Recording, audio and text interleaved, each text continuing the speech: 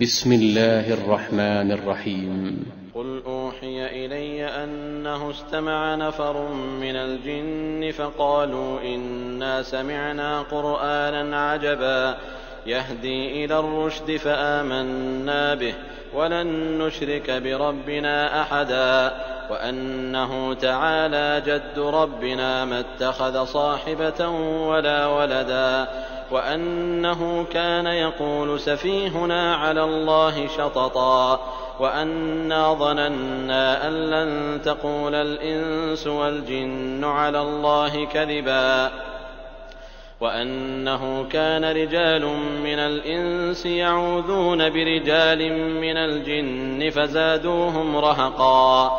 وأنهم ظنوا كما ظننتم أن لن يبعث الله أحدا وأنا لمسنا السماء فوجدناها ملئت حرسا شديدا وشهبا وأنا كنا نقعد منها مقاعد للسمع فمن يستمع الآن يجد له شهابا رصدا وأنا لا ندري أشر أريد بمن في الأرض أم أراد بهم ربهم رشدا وأنا منا الصالحون ومنا دون ذلك كنا طرائق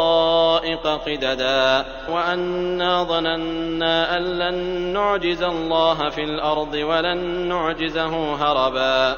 وأنا لما سمعنا الهدى آمنا به فمن يؤمن بربه فلا يخاف بخسا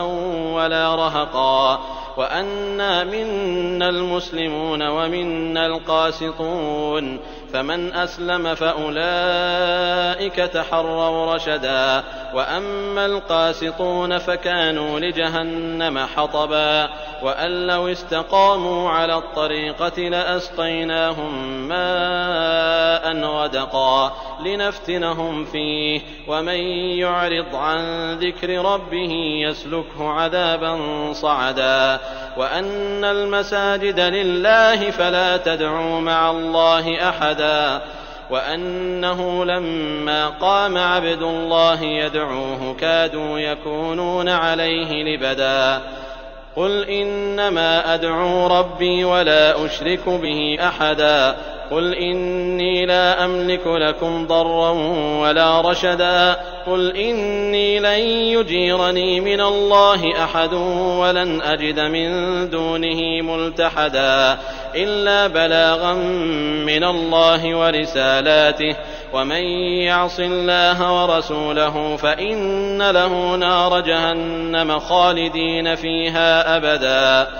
حتى إذا رأوا ما يوعدون فسيعلمون من أضعف ناصرا وأقل عددا قل إن أدري أقريب ما توعدون أم يجعل له ربي أمدا عالم الغيب فلا يظهر على غيبه أحدا إلا من ارتضى من رسول فإنه يسلك من بين يديه ومن خلفه رصدا ليعلم أن قد أبلغوا رسالات ربهم وأحاط بما لديهم وأحصى كل شيء عددا.